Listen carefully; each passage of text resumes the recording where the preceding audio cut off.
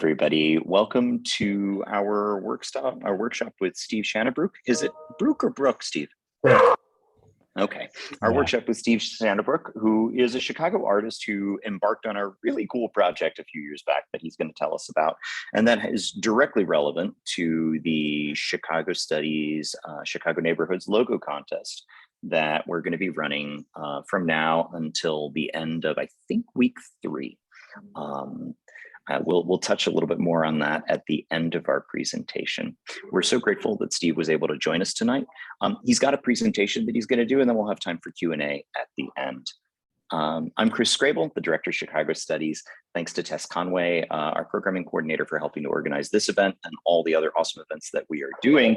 If you haven't checked them out, you should totally check out our events calendar, which is up on the website, chicagostudies.uchicago.edu/events. And now let me hand things over to Steve. Let him introduce himself and his work. Thanks, Steve. Yeah. So should I share the screen then with this presentation I've got? Is that how it should go? Okay. Let's see. It's 2 years into a pandemic and I still don't know how to use Zoom very well. All right. So guys, can you guys see this? Move you off a little Looks bit. good, Steve. Looks good. Cool. All right, so this is the why and the how of the Chicago neighborhoods. First with the logo project, and then how it's progressed from there. But a little bit about the who. I'm Steve Shanabruch, as Chris said. Hi. I was born and raised in Chicago. I actually was born at the University of Chicago. My parents, they lived in Hyde Park, not when I was born, but they were very familiar with the area. So that's where they wanted to bring me into the world. So I, like most kids, I think took the place where they grew up for granted. So I couldn't wait to get out of here after college. I moved to California and then to Oregon and met my wife. So that was good. But I was pretty miserable because I really had no idea what I wanted to do. So I started messing around with design programs, and that's what happened. I became a designer, self-taught, been full-time since 2007. And in 2011, I started the Chicago Neighborhoods Project, which I'll be talking about. So here's a little bit of the work that I do. I do freelance work. I'm a full-time designer. I also do freelance work on the side. Here's some of the work I've done over the years. A lot of it's Chicago related, like this map I did for the Reader last year and something I did for the Chicago Fire and Old Style Beer.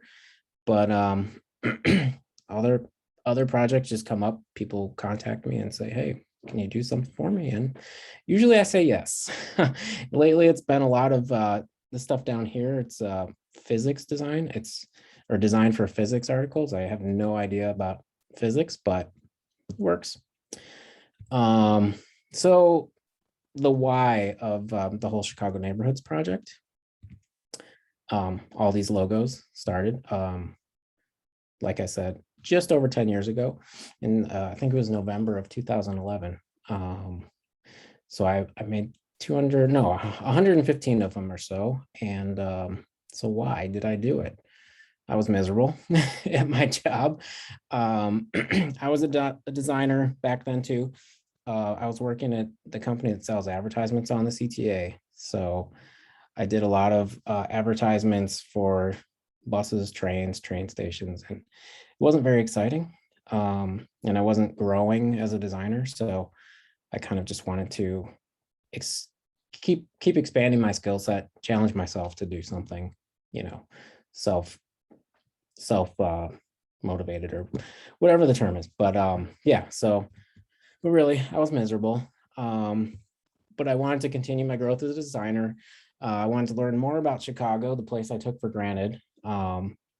I don't know if I mentioned, but I moved back here in 2008 with my wife, and just kind of took more of an interest in the city. Growing up, I grew up in Beverly on the southwest side. Didn't really go downtown much, didn't really explore the city a whole lot. And, coming back, you realize as an adult, you kind of realize like, oh, it's pretty cool here. Um, and then, like I said, I do a lot of freelance work, and I thought this would maybe be a good way to get a little exposure for myself and my work. And it worked. And it's one of the 2 or 3 good ideas I've had in my life.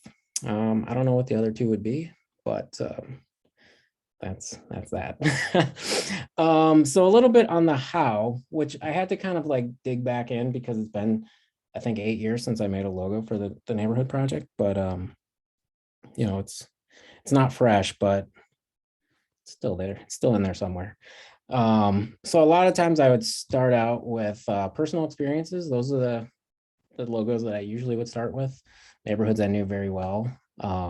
After that, it would be a lot of photo research online or visiting a neighborhood. Lots of Googling. The Encyclopedia of Chicago was usually my my main, I wouldn't say main source, but like I would cross-reference things there just to make sure articles that I was finding were actually like truthful or factual. And then a lot of times residents, after it got a following, because I would post on Facebook. I don't know if people use Facebook anymore, because I definitely don't, but 10 years ago, it was a thing. So people would write on Facebook or Twitter or wherever, even email, and say, hey, are you going to do my neighborhood? And I'd usually write back and say, can you tell me a little bit about it? Because I've never heard of it in some cases. But yeah, so it was pretty helpful to have that, those people reaching out. But a lot of times they were angry too, because I either didn't do their neighborhood yet or didn't portray their neighborhood how they wanted it to be. But whatever, it's the internet, everyone's angry. So yeah, the how. I would, like I said, a lot of photo research, but I grew up in Beverly, and Beverly is known for a lot of things, but one of the main things is the castle over here. And then I love the neon signs on Western Avenue. So the logo I made was kind of inspired by that stuff. I mashed it up, got the castle in there, got a neonish, not really a neon font, but like a font you might see on an old neon sign. So yeah, and I should say that these were done 10 years ago, and I don't really love a lot of them anymore.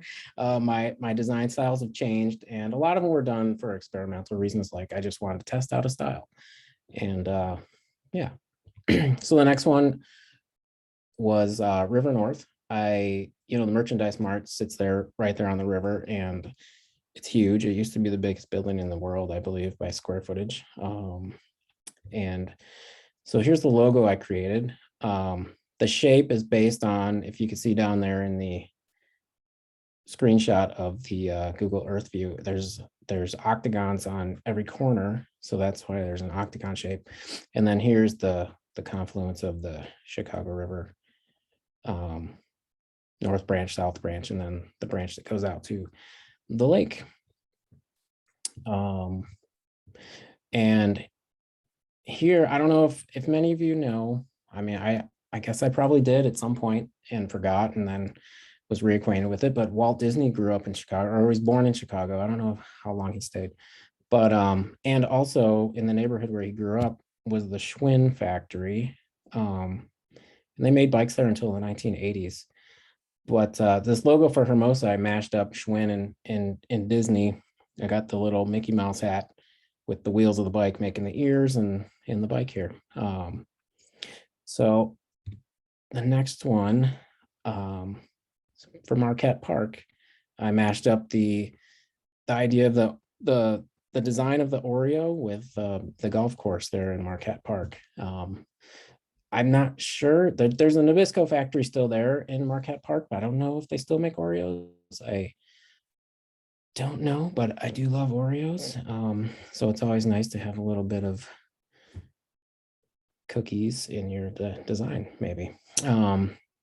So then there's neighborhoods where there was like a lot of low-hanging fruit, like super easy. You just think of a neighborhood and you're like, definitely this logo's got to be like this. So here's 2 examples of that. It's Humboldt Park, based on the Puerto Rican flag, that the entrance gates on Division, and then Washington Park which is based on the Fountain of Time, which is right there by your campus. It's a really awesome fountain sculpture. Um, and then other things were inspired by my love of chocolate. Canfield's, that stuff, diet chocolate fudge pop is so bad, but my mom would drink it. And Snickers, everyone knows Snickers, but that's a super old label. And Snickers, the Mars factories in Galewood. And Canfield used to be in West Chesterfield, which is a neighborhood that probably nobody's heard of, but it's on the south side. The factory's gone, and now it was replaced by a bunch of suburban looking homes, which kind of doesn't really fit the area, but you know what, it works. And then another source of inspiration a lot of times was the geography, or I guess the streets. So these two, Archer Heights, you could see Archer going, cutting diagonal through the neighborhood. And Palmer Square here, I've got the, this is Palmer Park, and then it's got these roundabouts, maybe not roundabouts, but half circle streets on each end. And I thought I was a genius coming up with that. And I guess somebody else did too. They found it online and decided to use it in a mural for the Tour de Fat for New Belgium Brewing. I saw that last year actually, but it had been up since 2016. And New Belgium got an email, and then we came to an agreement, and see, it's all good now. It's still there. So then a few of my favorites that I've done are Brighton Park. This is based on like a rail yard, because there's lots of trains there. There's a big rail yard, kind of like if you're in Brighton Park, you're gonna probably be stopped by a train. Back of the yards is where the stockyards used to be. I just thought it's kind of a fun little logo. That was one of the first ones I did, and I just always enjoyed it. Clearing here is half of Midway Airport's in Clearing. So this is the tail wing of a plane. Shorsh Village, I think this is actually the last logo I ever did for the project. And it's based on the architecture of a lot of homes there along Oak Park Avenue. There's a lot of Tudor style homes, and they're pretty cool. It's I mean, if they were a little closer in, I would definitely love to live in a home like that. And then Pill Hill here, it's a neighborhood on the south side. It's called Pill Hill because a lot of doctors used to live there. I don't know if they still do, but and there's a lot of like mid-century homes there. So I kind of went with a mid-century vibe with that. And then another favorite is North Park, which is home to North Park University, but also used to be a big Swedish neighborhood. That's why there's this Swedish flag here. And then here again, the river shows up. Here's the Chicago River, and then the North Shore Channel coming together. That's at the tip of North Park. So that's the neighborhood logos. So what else am I doing after that? Because I kind of got burnt out. There was, like I said, 115 or so that I did, and Wikipedia had over 200, and it was just a lot. I was blasting through them. I was trying to post on social media 3 times a week. So it got a little overwhelming, and I got burnt out, and I wanted color in my life. So I started expanding my Chicago related empire. I first started with shirts with the logos on there, but then expanded to prints.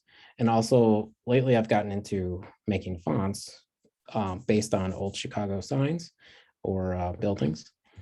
And then there's other things I'm working on that I'm not going to share just yet, because I'm sure there's people out there that are better at making money than me and using their brain. And it's takes me a little while to get things going. And so I'm going to keep things under wraps for a while. So like I said, here's one of the fonts. This Starsiak clothing building was, the sign was covered up, and it just, I think it was about 3 years ago, a sign was taken down, and there it was in perfect condition. This is on on Milwaukee, just north of Division. So I built a whole font, and you could find all these fonts on my website for free download. I think I have 7 of them right now. It's a fun challenge, I do between projects if I have free time, and it's always fun to see people download them and use them for their own projects. Here's another one based on the signage of Laramie State Bank, which is in Austin. It's an awesome Art Deco building, kind of falling apart right now, but luckily, I believe it's going to be turned into some sort of museum. I don't know. I know I've seen it in the news. Hopefully it happens sooner rather than later because the building is in bad shape. But I love Art Deco, so any chance to work in that style is always fun for me. And here's another one, kind of Art Deco-ish, is a little funky. It's in Bridgeport. Unfortunately, last year, I think in the summer or the fall, they took these panels down off the building, but it lives on forever as a font. So then this is the big thing that I've been doing since I wanted to add color to my life. I think the first print I made was in 2012, and it was Logan Square, this one here. But now I have around 50 different neighborhood prints. This is in the WPA style of the national park prints that were produced back in the 1930s. And I'm doing these I love the style, and I love the city. And so I kind of thought it would be nice to mash it up because I've never seen anything like this before for the city. And, people seem to like it because it's kind of iconic, and not often do you see like somebody in Back of the Yards, for example, or North Park or North Lawndale or whatever, get to see like a depiction of their neighborhood that they can hang on the wall. Usually when you see art for Chicago, it's like downtown, you get the Sears Tower, the Hancock or whatever. So it's exciting for a lot of people to see these things, and they get kind of appreciative, and it's always nice to hear that. So here's the next one I'm working on right now. It's for Little Village. Obviously it's a neighborhood that's very heavily Hispanic, so it's going to be bilingual. La Villita is how it's known to most people that live there, I'm sure. The Little Village is the English translation and what most people outside of the neighborhood call it. So still got a lot to do on it. I don't quite know where it's going next, and I don't know. We'll get there. And then another one I'm in the progress with. I usually have like 2 or 3 or 4 different things going at the same time, just because I get sidetracked. Another idea, bored.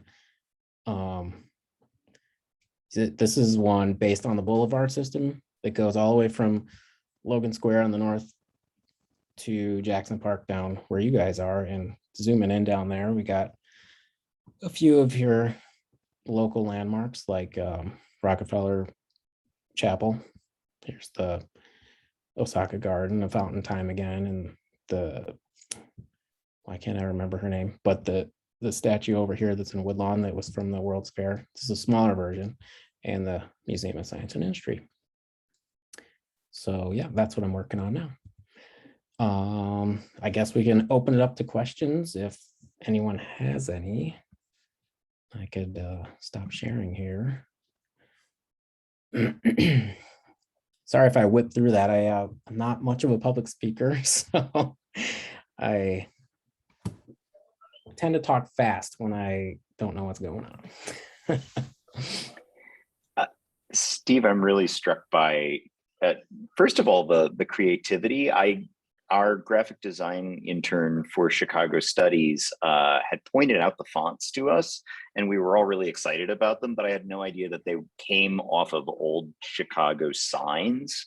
That's a labor of love to craft a font based on signage like that, and also even to notice those signs. I was really struck as you were talking about the logos in particular, the extent to which a lot of your inspirations are actually really nostalgic. They kind of harken back to pieces of Chicago that maybe aren't even there anymore. Right. I'm curious, like, Can you unpack that for us a little bit? Like that seems to be a really prominent thing. Where does that come from? Any thoughts on that? Yeah, a lot of times my logos, like if I didn't know what to do, I would kind of default to an iconic building or like default to something that it was known for in the past. Um, like the stockyards, they're not there anymore, back of the yards, but the gate's there, but they're long gone. I mean, I guess they closed in what, the 70s, right? Or 80s, early 80s maybe. But They finally closed, yeah. it's just it's like I said, it's kind of a lot of like low hanging fruit. Like there's a lot of neighborhoods that nowadays don't have much of a personality. I mean, it's bad to say, but you know, there's neighborhoods where you definitely get a feeling from right away when you think about them, but other ones where you're like, I don't know, what is this? What's it known for? So it's kind of where I would get the inspiration to kind of dig deep. I'm curious if there are any of the neighborhoods, like you talked about your research process and sort of where you went to look. And I'll put in a plug, by the way, for folks who are listening for the Encyclopedia of Chicago. Not only is it really an amazing compendium, and we have a print version of it in the Chicago Studies office that folks are welcome to take a look at. There's a digital version of it that's available online now through a partnership with Chicago History Museum. And for folks who are connected to geography or environmental and urban studies, Professor Michael Konzen, who still teaches in the geography program, contributed most, if not all, of the maps to the Encyclopedia of Chicago. So really cool resource. But I'm curious, Steve, if any of those logos came out of your own like personal experiences in neighborhoods, like places that you knew, places that you visited. And if so, did you notice any difference in your own process between like the logos that came out of being there versus the logos that came out of the research you've done? Yeah, I mean, I guess like the process was totally different because like for Beverly, for example, I didn't have to do any research on that one. I grew up there. Um, so I knew it intimately and I knew like how it felt in my mind, you know. Um, but yeah, I can definitely tell like some of the logos were stretched. Like I can't come up with an example, but you know, some of them were hard to come up with, even with research and things like that. It's definitely a different process. Is your process similar for the prints? Those would seem to be so much more involved, and obviously you're giving yourself a little bit more of a timeline on them than trying Right. to crank out 3 of them a week. Right. Now the prints are different because it's easier because you know there's no like deadline, like you said, there's no I'm the driving force behind it. But a lot of times for the prints, luckily people will email me with suggestions of what to do.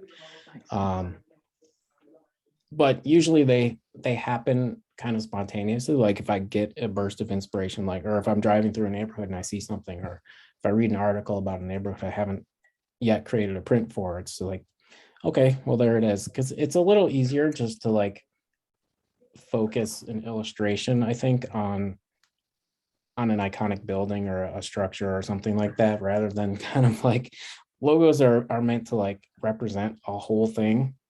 Whereas like the prints are like kind of representative just what they're showing. I mean, not so much, but like more so like, you know, for the Hyde Park print, it's the Osaka Garden. It could have been a billion different things, but that's what I chose because it's like a lot of people think about that when they think of Hyde Park, you know? Have you are there any neighborhoods for which you've done multiple prints focusing on different landmarks? No, I haven't. No. I've done a few different colorways for some neighborhoods, but no like two separate designs for neighborhoods. It'd be interesting to do though. I'm sure there's plenty of them out there that would warrant more than one design. Um, yeah. Oh, I see a Glean a, question there. yeah, I was going to say. Why did I do the logos without color? It was one way, it was like a challenge to me it makes it a little harder to think in one color, but I also don't want to like assign like a feeling to a logo. Like obviously the Beverly one could have been green and orange for the Irish, heritage that people associate with it. But like, I don't know, it's when I design logos, even for like freelance clients, I typically work in one color or shades of black, just just to like kind of take feeling out of it. Because like if you see a logo and it's like colors you don't like, it might be a good logo, but you're like, it's garbage. Um, so I kind of thought also as like a body of work, it would be nice to just to see all the logos in a way that's like easily comparable. So they're all black and they're all white on like a black and white photo, at least on my website. That's how they're represented. Oh, there's a question there. It's the what medium do I use to create the logos? It was all in Illustrator. It's the way I work the fastest. I'm not very good at sketching and drawing, so at least not on paper. I'm more of like a digital thinker when I'm working as for logos. It's a little different process for the prints, but yeah, all the logos basically started. I guess I'd say 95% of them started in Illustrator and ended in Illustrator.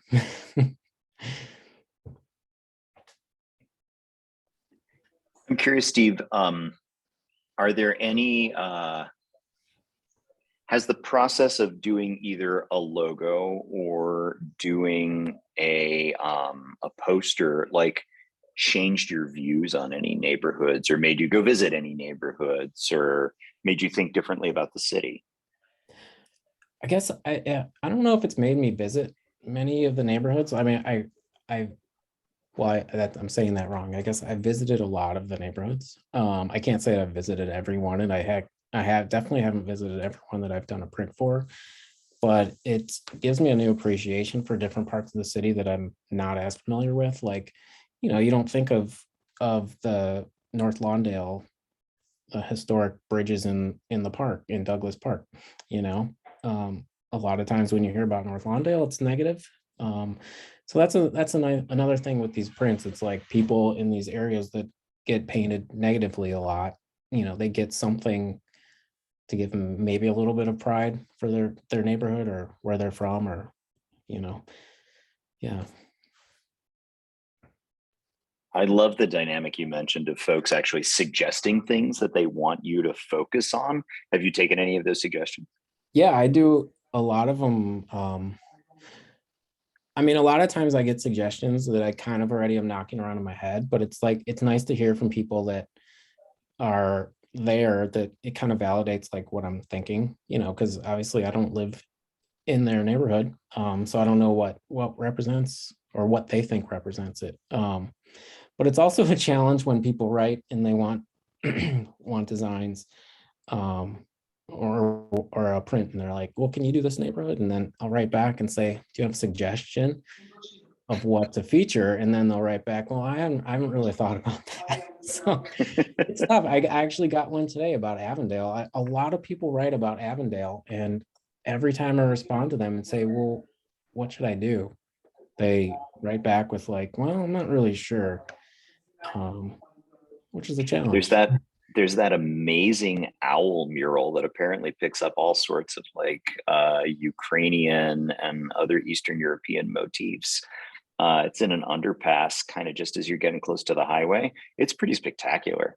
Interesting. Might be worth a look. Yeah, definitely worth a look. One thing I always think of for Avondale is St. Hyacinth's Basilica, but what Yeah. I've learned since making these posters is a lot of people don't like churches on their artwork. So kind of decided maybe that's not the best route, because I have one on my Rogers Park print is Madonna della Strada from the Loyola campus. From Loyola. Yeah. And then my Ukrainian village print is Louis Sullivan's The Russian church. Orthodox Yeah. Cathedral. Yeah. Which, I love the building, and but it's not the best representation of Ukrainian village, because there's a lot of problems between the Russians and the Ukrainians. And it's not a Ukrainian church. There's plenty of Ukrainian churches there that are nice, but I just love Louis Sullivan. But yeah. The religious symbolism of Superdog. Yep. Definitely. It is a religious experience. I can't say I've ever had a Superdog. I'm a vegetarian, but Mm. I've had a malt. Few options for you at Superdog. Yeah. Yeah, very few. There's fries and there's malts, and that's about it. I love the malts though. They are good. I see a question. Have marketing people from neighborhoods or the city contacted you about using the logos for publicity? No, they have not. Which is fine. I've licensed them out for a lot of different places to use on different things. Like Google used to have an office in River North, and they were used in as meeting room names. Like instead of like whatever conference room one, it was like the Uptown conference room, and it was like my logo there. And like their lunchroom was like one of them was Uptown, one was Logan Square. They were like burned into wood. It was kind of cool to see. But yeah, no, nothing in any official capacity from the city. Do I ever get stuck trying to brainstorm? How do you get your creativity? Yeah, I definitely get stuck. And fortunately for me, this is not I have a full-time job, so this is like what I do on the side. If I get stuck, I could just walk away. Luckily, it's not paying the bills for me. I mean, it's definitely paying bills. The prints are paying bills, but yeah. But a lot of times to get my creativity flowing, I'll leave the house, go out and see things, experience things. Just like that last logo I mentioned, or the last one I did, Shorsh Village, which is on the far northwest side. Just inspiration struck because I was driving down Oak Park Avenue and I saw all these awesome houses. And I was like, well, this is awesome. So just getting out and seeing things that you don't typically see that a lot of times will get things moving. I'm curious, Steve. I'm trying to remember now how it was that I first came across your work. I obviously, as the Chicago studies person, I get a lot of Chicago stuff sent my way. But I feel like I actually ran across you on Twitter before anything else. And I was privy recently to some back and forth about some really funny historic Chicago neighborhood names. Like Ducktown is the one that has stuck with me. You can look it up. It's kind of Archer Avenue, low-lying area for those who have no idea where historic Ducktown was. But I'm curious as to like sort of that aspect of your work, at least from kind of observing you interacting with folks. You have this kind of like savant / inquiring mind really wants to know about Chicago neighborhoods. Like what kind of community or communication patterns has this project brought you into just by virtue of devoting so much time and energy to thinking about and representing Chicago? I definitely communicate with a lot of like-minded people. A lot of them are creatives that kind of do Chicago art or Chicago related art or Chicago related research or photography and things like that. So it's nice to have like this, I wouldn't say tight knit because I've only met a few of them in person, but an online group of people that I can kind of just like reach out to, or if I put something out there on Twitter or Instagram, I'll know like so-and-so is going to respond because they'll have the answer. So it's been really nice, once people see your work and they kind of think that you know what you're talking about, and I definitely don't for the most part, but it's just a nice community to have, because everyone supports each other.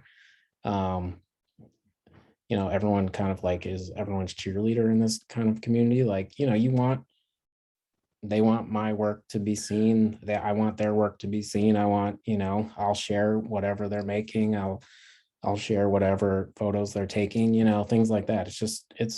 It needs to be seen by more people. So it's kind of cool.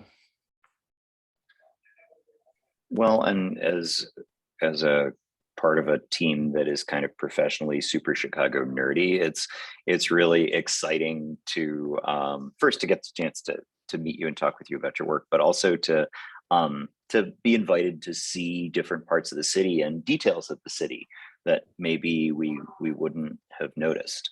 I know for myself, I'm going to be keeping an eye out for really, really good Chicago signs that I can take pictures of and send your way. Please do. Test Yeah, con I have a folder of fonts to do. So, Awesome. so one of them, you're in Rogers Park, right? There's one Yeah, I'm that based in Rogers Park. there's one that I'll probably do next is the florist that went out of business on Granville and Oh Broadway. yeah, Yeah. So yeah, that's next in totally. line. But yeah, The send it my way. right near there's the Sovereign, which is a Oh yeah. well, yeah, that's they've got a pretty good signage going on there. Good quality dive bar Yeah, sign. they've got an old style sign hanging out front too, right? Yep. Yeah, they do. Yeah, they do. Tess Conway has just put information. I didn't know you like the Sovereign. That's awesome. Tess Conway has just put information in the chat for those who are with us with more information about our logo contest. So the framework of that was obviously inspired by Steve's initial project with Chicago logos. If you aren't familiar with what Chicago Studies is asking, we're inviting you to focus on any Chicago neighborhood. It does not need to be a current neighborhood. It certainly does not need to be one of the 77 community areas that were devised by the University of Chicago sociologists in the 1920s. Instead, we would encourage you to focus in on one of these hyper local, in many cases, very small little centers of activity in the city that have an identity, maybe a present day identity, maybe an historic one, maybe one that has mostly been lost, and create your own logo. You can create the logo in any medium that you want. However, your submission needs to be digital so that we're able to reproduce it and share it. The winners, in addition to fabulous bragging rights, the winners of our prize, which will include a popular vote winner and also a judges winner. Steve has graciously agreed to serve as one of our judges. Other judges will include some distinguished faculty from the University of Chicago, including Emily Tallon, author of the book Neighborhood. Those winners will receive one of Steve's WPA style prints for the neighborhood of their choosing. And there's some great ones that are on the way. Steve, I know that you've been cagey about new projects, but anything that you're working on right now that you're especially excited about, or any hints, or alternatively, where can we go to purchase your work apart from finding it online? Do you retail at any of the galleries or shops in town? Yeah. I have a list on my website of stores that sell it. Right now, unfortunately, all the stores are on the north side. Well, there's one in Beverly, but so if anyone has any ideas of stores that might be a good fit, send them my way. Because I'm always looking, I don't want to just be in all north side stores. But yeah, so there's a bunch of stores that sell them. But yeah, so for the future, some of the projects that I said I wouldn't share, what I've wanted to do for a long time is a coloring book of basically, I wouldn't say exactly of my prints, but simplified versions of some of them. I always thought it'd be fun to do that, and I kind of got a kickstart. The company I work for, I just did a coloring book for one of our clients. It's a large museum in the city, and they're giving it to their big donors. So it'll be exciting to see that. So it just kind of kickstarted me. I'm like, well, this is a lot easier than I thought it would be. So hopefully I can make that happen before before too long. But, and then other things people ask for a lot are calendars of the prints, because I'm looking right now at the WPA National Park calendar. I have one, I get one every year. I hang it by my desk. I'm old school, I guess, because I have a calendar. But other things, you saw those old style patches I shared on that one slide early on in the presentation, and I was thinking of doing patches for neighborhoods. I mean, not thinking, I did a bunch. I never produced them, but I've designed them. I'm just not, I see your reactions there. I'm just not, I'm frugal. I don't like to spend money if I don't know I'm going to get that money back. So it's a hard thing for me to commit hundreds or thousands of dollars on a production if I'm going to be sitting on it. So when we end the recorded segment of this conversation, we should talk about Chicago Studies swag, which is always an open question for us, but I have some new ideas. So we also have a couple of Tess and I both independently came to the same idea for where you could potentially retail in Hyde Park. So again, we'll share that information after the recording has ended. However, I think this is a great point for us to stop. Thank those of you who joined us. Encourage you, please do put together logos. You are welcome to do more than one. A little warning for you. If you create a logo for a neighborhood that someone else has also done, you're going to have to do like a mini bracket. So like if everybody does Hyde Park, you're all going to have to be Hyde Parkers. You're all going to have to fight with one another because only one Hyde Park can be in the final contest. So you might want to think about, going a little bit further afield than the neighborhoods that you know well. Hyde Park, Wicker Park, I feel, the Loop. Some of these might be a little overrepresented in folks' experiences. So we encourage you to think more broadly. Before we let everybody go, any questions about the logo contest that we could answer?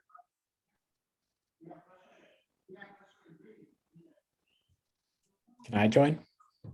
No, you're a judge. No fair. Sorry. Paige, yes, 2 winners. There will be one that is a people's choice and one that is a judge's choice. And we will make sure that those are not the same.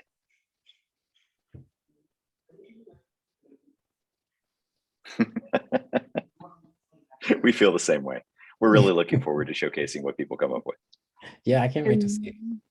The people's choice we should add is going to be on Instagram. So also once we get going, don't forget to vote for your own logo once it gets posted. It's true. It's true. Well, will you do that on Instagram stories? Right.